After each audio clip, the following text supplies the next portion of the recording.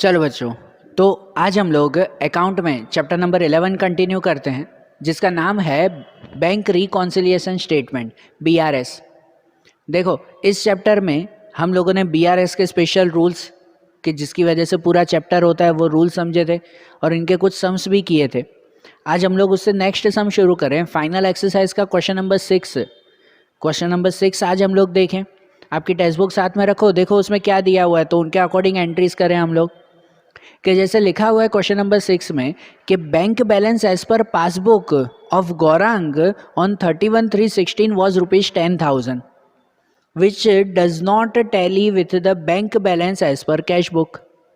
कि भाई पासबुक का बैलेंस बता रहा है 10,000 रुपीज़, जो कैश बुक के साथ मैच नहीं हो रहा है, तो इसकी वजह से तो हम लोग बीआरएस बनाते हैं ना, बराबर ना, कि कैश बुक और पासबुक दोनों मैच नहीं हो रही है उसमें।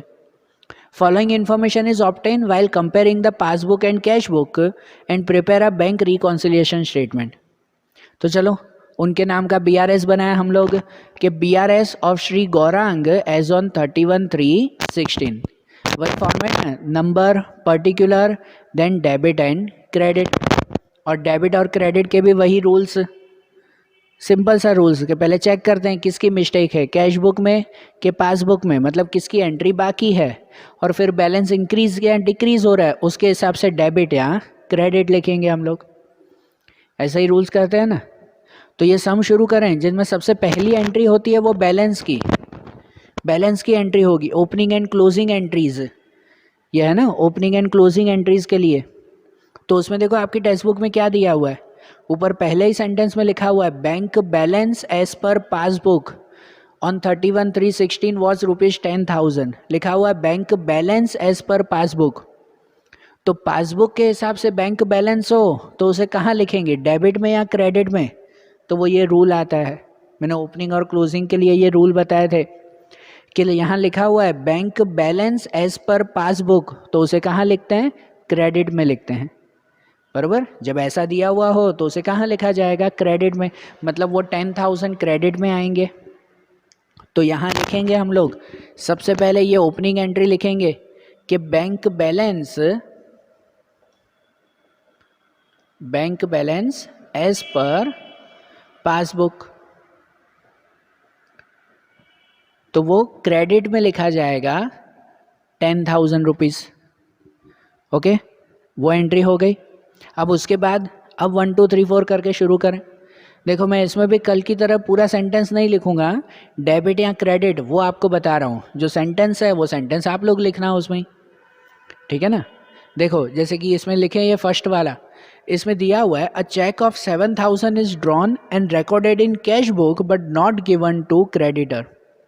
पहला ही है कि चेक ऑफ 7,000 इज ड्रॉन मतलब कि भाई किसी को दे रहे थे, किसी के लिए पेमेंट कर रहे थे हम लोग, जो कैश बुक में तो लिख दिया but not given to creditor, पर सामने वाले को दिया नहीं।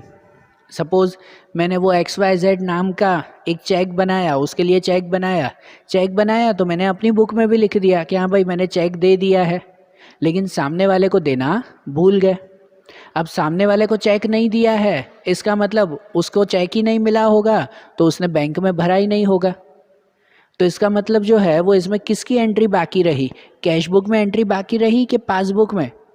तो इसमें पासबुक में एंट्री बाकी रही, बैंक में एंट्री बाकी है, क्योंकि जब चेक बनाया ना तो लिखा ही हुआ है रिकॉर्डेड इन कैश बुक, मैंने अपनी बुक में तो लिख दिया था लेकिन सामने वाले को दिया ही नहीं, मतलब वो बैंक तक पहुंचा ही नहीं, तो बैंक में एंट्री बाकी है ना, बराबर ना, लिखा ही हुआ है ना इसमें क्लियरली कि रिकॉर्डेड इन कैश बुक में हो गई, पासबुक में बाकी है, बैंक में एंट्री बाकी है। तो फिर चेक करो कि बैलेंस इंक्रीज हो रहा है कि डिक्रीज हो रहा है। अगर पासबुक में एंट्री बाकी है तो बैलेंस इंक्रीज के डिक्रीज, यहाँ डिक्रीज होगा क्योंकि मैंने चेक दिया है, सामने वाले को पेमेंट के लिए चेक दिया है, तो डिक्रीज हो रहा है। और अगर बैलेंस डिक्रीज हो, पासबुक में बैलेंस डिक्रीज हो, तो उसे कहाँ लिखते हैं, डेबिट में लिखते हैं, बराबर। हर एक सम में यही करते हैं ना, सिंपल सा लॉजिक लगाओ खाली कि किस में एंट्री बाकी है और बैलेंस इंक्रीज या डिक्रीज, तो पता चल जाएगा डेबिट या क्रेडिट। पासबुक में बैलेंस डिक्रीज तो उसे लिखते हैं डेबिट में, मतलब जो है 7,000 रुपये हैं तो वो डेबिट में लिखेंगे, बराबर। यहाँ पे नंबर 1 लिखें। ओके, आप लोग पूरे जो वो सेंटेंस लिखना कि cheque drawn but not given to creditor. बराबर, जो सेंटेंस में दिया हुआ वही लिख दो भले कि cheque drawn and recorded in cash book but not given to creditor. और कहाँ लिखेंगे? डेबिट में लिखेंगे 7,000 रुपीज़। ठीक है, यही तो इम्पोर्टेंट है ना, सेंटेंस में तो भले कुछ भी लिखो आप लोग। ओके, फिर सेकंड दिया हुआ है cheque of 12,000 was deposited with bank on 29/3/16 which is credited by bank on 1/4/16। अब यहाँ ऐसा है कि भाई चेक जो डिपॉजिट किया ना, हमने चेक डिपॉजिट किया 12,000 का चेक मैंने बैंक में डाला है 29 को, ये कब बना रहे हैं हम लोग? 31 को बना रहे हैं, ये ध्यान रखना। मार्च एंडिंग 31/3 को ये बना रहे हैं और 29 डेट को मैंने बैंक में चेक डाला था, डिपॉजिट किया था, लेकिन बैंक ने उसे पास किया 1 तारीख को, लिखा हुआ ऑन 1/4/16, तब पास किया। चेक पास होने में 4-5 दिन लगते हैं, मतलब जब ये BRS बना रहे थे ना, तो तब तक बैंक ने चेक पास किया नहीं था। इस दिन के बाद 1 तारीख को पास किया बैंक ने। बराबर, इसका मतलब ये कि हमने चेक डिपॉजिट किया तो मेरे में एंट्री हो गई, मतलब कैश बुक में एंट्री हो गई, बैंक ने पास नहीं किया, बैंक ने लेट किया था। तो इसका मतलब किस में एंट्री बाकी? पासबुक में एंट्री बाकी। बराबर, हम 31 को बना रहे हैं तो तब तक तो एंट्री नहीं हुई ना बैंक में, उसने 1 तारीख को की है, मतलब बैंक में एंट्री बाकी है। हमने चेक डिपॉजिट किया, कैश बुक में हो गया, पासबुक में बाकी है। और बैलेंस इंक्रीज़ के डिक्रीज़, तो इसमें इंक्रीज़ हो रहा है। मैंने चेक डिपॉजिट किया 12,000 का, तो इंक्रीज़ हो रहा है, तो पासबुक में बैलेंस इंक्रीज़, उसे लिखते हैं क्रेडिट में। कहाँ लिखते हैं उसे? क्रेडिट में लिखेंगे। तो यहाँ पर नंबर 2 करके लिखेंगे कि cheque deposited but not recorded in passbook. Cheque deposit किया पर पासबुक में रिकॉर्ड नहीं किया है, तो क्रेडिट में लिखेंगे 12,000 रुपीज़। बराबर, ये सेकंड वाली एंट्री। फिर थर्ड में लिखा हुआ है bank has paid 6,000 for insurance premium which is known to Gaurang on 1/4/16। ये भी वही है कि बैंक ने डायरेक्टली इंश्योरेंस प्रीमियम भर दिया। हम लोग बैंक को कहते हैं ना ऐसा, बराबर, कि भाई हमें टाइम नहीं है, महीने 2 महीने आप ही खुद ब खुद भर देना। जो हर महीने इंश्योरेंस भरना हो, लाइट बिल भरना हो, कुछ दूसरी पेमेंट करनी हो, रेगुलर पेमेंट हो, तो हम बैंक को कह सकते हैं कि भाई आप खुद ही जो है वो ये पेमेंट कर देना, हमसे मत पूछना। तो बैंक ने कर दिया पेमेंट, और भाई मुझे मैसेज ही नहीं आया, मुझे 1 तारीख को पता चला। ये 31 को बना रहे हैं, तब तक कुछ पता चला नहीं हमें। सही बात है ना? तो इसका मतलब क्या कि वो बैंक ने एंट्री कर दी, बैंक ने इंश्योरेंस प्रीमियम पे कर दिया, मुझे पता नहीं चला, तो कैश बुक में एंट्री बाकी है। बराबर ना, कैश बुक में एंट्री बाकी है, बैंक में एंट्री हो गई। तो कैश बुक में एंट्री बाकी, तो बैलेंस इंक्रीज के डिक्रीज हो रहा है, तो बैलेंस डिक्रीज हो रहा है उसमें। बराबर, क्योंकि इंश्योरेंस प्रीमियम पे किया बैंक ने 6,000 का इंश्योरेंस प्रीमियम पे कर दिया है, इसका मतलब बैलेंस डिक्रीज हो रहा है। और अगर बैलेंस डिक्रीज हो रहा है, कैश बुक में बैलेंस डिक्रीज हो, तो कहाँ लिखते हैं? क्रेडिट में लिखते हैं। बराबर, मतलब वो 6,000 रुपये क्रेडिट में लिखे जाएंगे। यहाँ लिखेंगे नंबर 3 कि bank has paid insurance premium but not recorded in cash book. Bank ने इंश्योरेंस प्रीमियम दिया पर कैश बुक में नहीं लिखा है, वो 6,000 रुपये क्रेडिट में, 6,000 क्रेडिट। ओके, फिर फोर्थ वाली entry, customer has deposited directly with bank 5,000 which is not recorded in cash book. बराबर, हमेशा बोला है ना, ऐसे कस्टमर होते हैं अच्छे कि जिन्होंने डायरेक्टली बैंक में 5,000 रुपये भर दिए, जो हमें पता ही नहीं चला, हमने कैश बुक में एंट्री नहीं की। कोई कस्टमर ने सीधे बैंक में जमा कर दिए, तो पासबुक में एंट्री हो गई, कैश बुक में एंट्री बाकी है, तो एंट्री कैश बुक में बाकी, तो बैलेंस इंक्रीज़ के डिक्रीज़ हो रहा है, उसमें इंक्रीज़ हो रहा है। किसी कस्टमर ने सीधा बैंक में भर दिए तो बैलेंस बढ़ेगा ना, बैलेंस इंक्रीज़ हो रहा है, मतलब उसे लिखेंगे डेबिट में। जो 5,000 रुपये उसने भरे उसे डेबिट में लिखा जाएगा। तो मतलब यहाँ पर भी ये नंबर 4 करके लिखेंगे कि customer has deposited in bank but not recorded in cash book. Customer deposited in bank but not recorded in cash book, तो वो डेबिट में लिखेंगे 5,000 रुपीज़। बराबर, कैश बुक की एंट्री थी उसमें और बैलेंस इंक्रीज हो रहा था, तो डेबिट में लिखा 5,000। आई बात समझ में? फिर उसके बाद नंबर 5 में है कि bank has credited interest to 200 and recorded in passbook but not recorded in cash book. तो इसका मतलब ये कि बैंक ने क्रेडिटेड इंटरेस्ट, क्रेडिटेड मतलब दिए, बैंक ने 200 रुपये इंटरेस्ट के दिए जो पासबुक में उन्होंने लिख दिया पर हमें नहीं पता चला, मतलब कैश बुक में एंट्री बाकी है, लिखा हुआ है ना इसमें तो क्लियरली कि not recorded in cash book, मतलब इसमें एंट्री बाकी है वो, बराबर। तो पासबुक में एंट्री हो चुकी है, कैश बुक में एंट्री बाकी है, और बैलेंस इंक्रीज या डिक्रीज, तो उसमें भी इंक्रीज हो रहा है, इंक्रीज हो रहा है ना बैलेंस, कि इंटरेस्ट मिला हमें 200 रुपये का, और अगर इंक्रीज हो रहा है तो उसे कहाँ लिखेंगे, डेबिट में, 200 रुपये डेबिट में। तो मतलब यहाँ पर अब नंबर 5 करके लिख दें कि bank credited interest but not recorded in cash book, debit में 200 रुपीज़। ओके, ये भी हो गया। फिर उसके बाद नंबर 6, उसमें दिया हुआ है a cheque of 6700 deposited with bank is dishonoured of which the information is received on 1/4/16। कि भाई यहाँ पर हमने चेक डिपॉजिट किया, अब ये भी चीज़ ध्यान से सुनना, चेक डिपॉजिट किया लेकिन वो चेक डिसऑनर्ड हो गया, मतलब चेक कैंसिल हो गया, बाउंस हो गया चेक, बराबर। भाई किसी ने मुझे चेक दिया था 6700 रुपये का, वो चेक मैंने बैंक में डाला कि चलो मेरे बैंक का बैलेंस बढ़ेगा, लेकिन सामने वाले के पास बैलेंस ही ना हो तो वो चेक बाउंस हो जाता है ना फिर, बराबर ना। मेरे बैलेंस में कहाँ से आएगा, वहाँ से ट्रांसफ़र होके ही तो आता है ना। तो सामने वाले के अकाउंट में बैलेंस नहीं था तो वो चेक बाउंस हो गया, मेरे अकाउंट में भी बैलेंस नहीं आया, बराबर। इसे कहते हैं वो चेक डिसऑनर्ड हो गया। तो इसका मतलब क्या पता है, अब यहाँ ध्यान से सुनना है, इसका मतलब क्या, इसका मतलब ये हुआ कि जब मैंने बैंक में चेक डाला था ना, बैंक में चेक डाला था मैंने, तो मैंने कैश बुक में एंट्री कर दी थी कि बैलेंस इंक्रीज हो गया, बराबर ना। चेक बुक में मैंने, कैश बुक में एंट्री कर दी थी कि हाँ भाई बैलेंस इंक्रीज हो गया, मैंने बैंक में डाल के आया, लेकिन फिर पता चला कि वो बैंक में तो पास हुआ ही नहीं चेक, चेक फेल हो गया, मतलब कि बाउंस हो गया। तो फिर उसमें बैंक ने तो सही काम किया लेकिन हमने एंट्री नहीं की, हमने गलत कर दी। अब हमें कैश बुक में ही वो बैलेंस डिक्रीज करना होगा, समझ गए ना। मैंने जब बैंक में डाले थे ना तो मैंने अपनी बुक में लिख दिया था भाई बैलेंस बढ़ गया, लेकिन फिर हफ्ते बाद पता चला कि बैलेंस तो बढ़ा ही नहीं, तो मुझे क्या करना होगा, फिर से बैलेंस कम करना होगा, अपनी बुक में लिखना होगा ना कि बैलेंस कम हो गया, बढ़ा ही नहीं उसमें। समझ आ रही है बात है।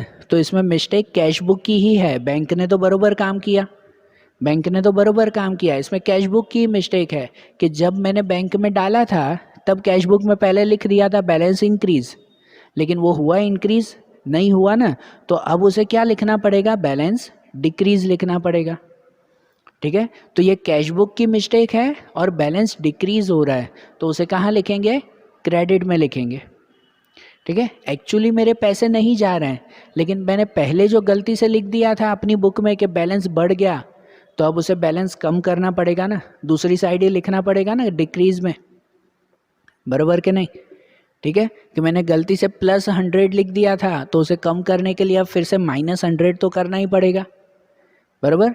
तो यहाँ कैश बुक की मिस्टेक और बैलेंस डिक्रीज हो रहा है, तो क्रेडिट में लिखेंगे 6700 रुपीज़। तो नंबर 6 की एंट्री यहाँ पर नंबर 6, उसमें लिखेंगे cheque deposited but dishonoured and not recorded in cash book, check deposited but dishonoured and not recorded in cash book, तो क्रेडिट में लिखेंगे 6700 रुपीज़, बराबर। ये हो गई इसकी एंट्री 6th वाली। अब 7th में कि cheque drawn for 18,000 but out of this cheque 6,000 were presented for payment till 31/3/16।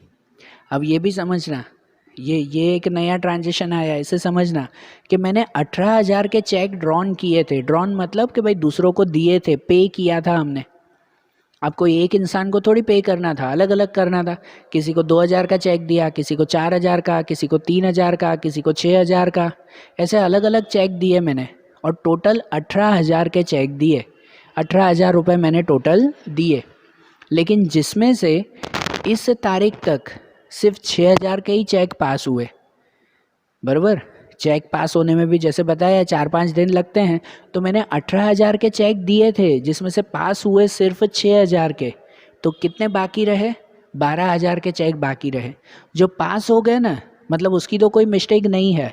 18,000 में से 6,000 के चेक पास हो गए तो उसकी तो कोई मिस्टेक नहीं है, उसकी मिस्टेक नहीं लिखेंगे। जो नहीं पास हुए ना उसकी एंट्री यहाँ पे करेंगे। तो कितने पास नहीं हुए? 12,000 के चेक पास नहीं हुए। तो उस 12,000 के लिए किसकी एंट्री बाकी? कैश बुक के पासबुक, उसमें पासबुक में एंट्री बाकी, क्योंकि बैंक में पास नहीं हुए हैं ना अभी तक, बराबर ना। बैंक में वो चेक पहुँचे नहीं है 12,000 के, तो मतलब पासबुक में एंट्री बाकी है। और बैलेंस इंक्रीज के डिक्रीज, तो उसमें बैलेंस डिक्रीज हो रहा है। मैंने चेक दिए हैं दूसरे को, 18,000 में से 6,000 पास हो गए, वो तो ख़त्म बात। जो 12,000 पास नहीं हुए उसके लिए लिखेंगे बैलेंस डिक्रीज हो रहा है, तो उसे कहाँ लिखेंगे? डेबिट में। डेबिट में 12,000 रुपीज़, बराबर। ये डिफरेंस समझना। 18,000 की अमाउंट दी गई है और लिखा हुआ है 6,000 वर प्रेजेंटेड, मतलब 6,000 पास हो गए हैं, तो उसकी एंट्री नहीं करेंगे। बीआरएस में जो मिस्टेक हो, जो बाकी हो, वही एंट्री करते हैं। 6,000 हो गया तो उसकी एंट्री नहीं, बाकी 12,000 की एंट्री करेंगे। तो यहाँ पे नंबर 7 में लिखेंगे check drawn but not recorded in passbook.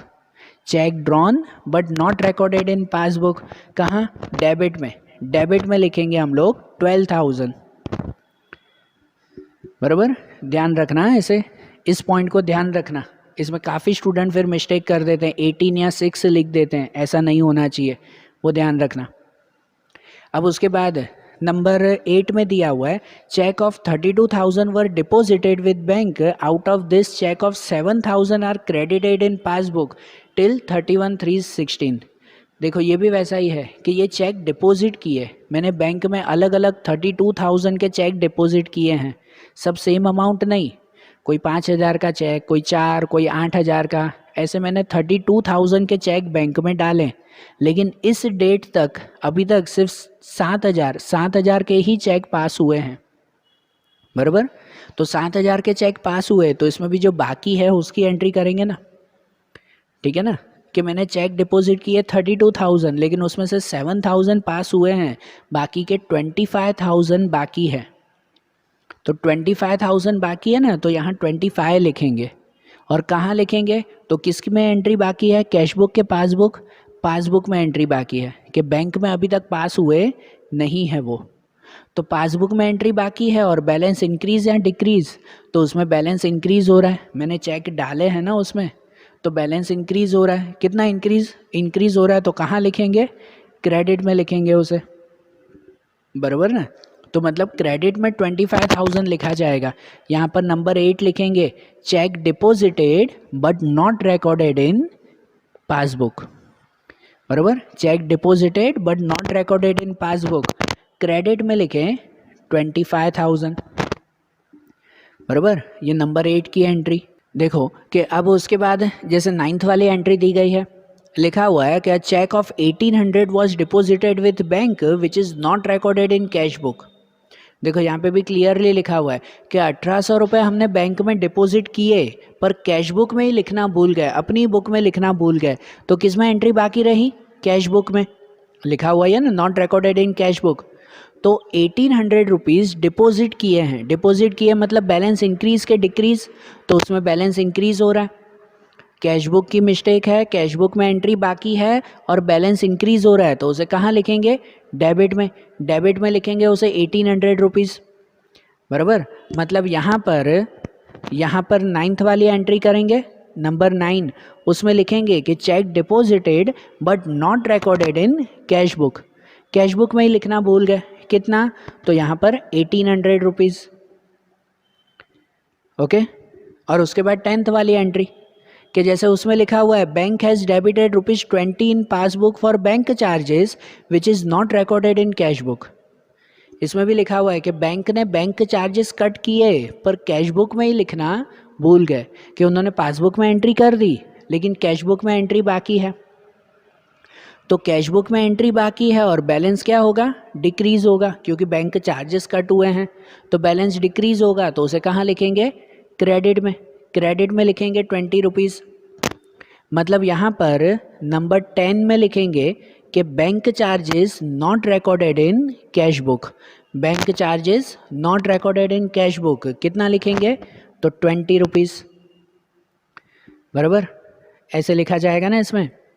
तो ये हो गया, सब एंट्रीज हो गई। अब क्या किया जाए? तो अब इनका टोटल, तो पहले देखो किस साइड का टोटल ज़्यादा है उसमें, तो इसमें क्रेडिट का टोटल ज़्यादा है, तो पहले क्रेडिट साइड पे हम लोग टोटल लिख दें उसका। नीचे 2 लाइन कर यहाँ पर जो है वो टोटल कंप्लीट करेंगे। तो क्रेडिट साइड में देखें कि कितना टोटल हो रहा है, 10 और 12 22 एंड 6 28 एंड 6 34 34 और 25 59 59,720 कितना टोटल हो रहा है उसमें? 59,720। अगर ये टोटल हुआ तो उसमें यहाँ पर भी उतना ही टोटल लिखेंगे, बराबर यहाँ पर भी लिखा जाएगा 59,720। और यहाँ जो टोटल लिखा तो उसमें से अब ये सब चीज़ें माइनस करेंगे, बराबर ना। ये अमाउंट माइनस करें, कितना हो रहा है?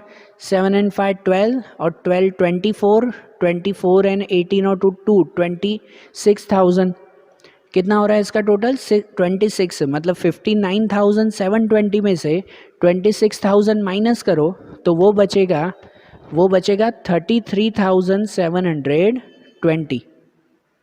कितना बचेगा? 33,720। यह आखिरी का बैलेंस। और फिर उसके सामने क्या लिखते हैं?